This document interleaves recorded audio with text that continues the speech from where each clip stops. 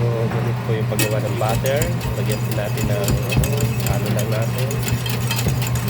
Butter flour para sa crispy California natin. Okay? Ayan. Butter flour lang yun. Lagyan mo ng kunting tubig. Lagyan mo ng hundasi para may lasa. Tapos sa'yo, maglagay ka ng salt and pepper para makuha mo yung tamang texture. Okay? Tapos, gagawin natin yan. Dadalhin natin dito.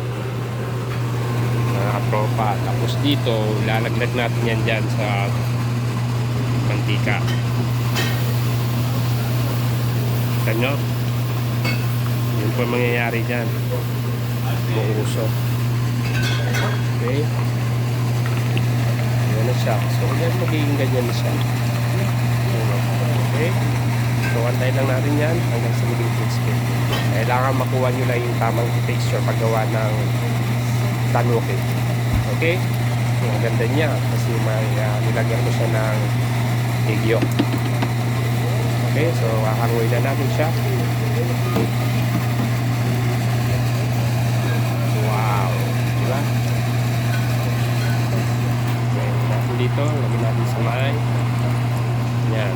Sa bowl. Tapos lagyan natin ng tissue para ma-soak yung mantika. Hindi sumama dyan sa tray nito mo. Okay? Ganun lang po mga katropa.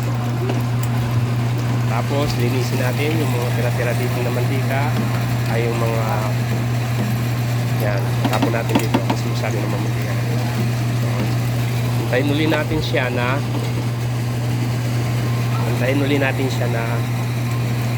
ayan na yung ginawa ko.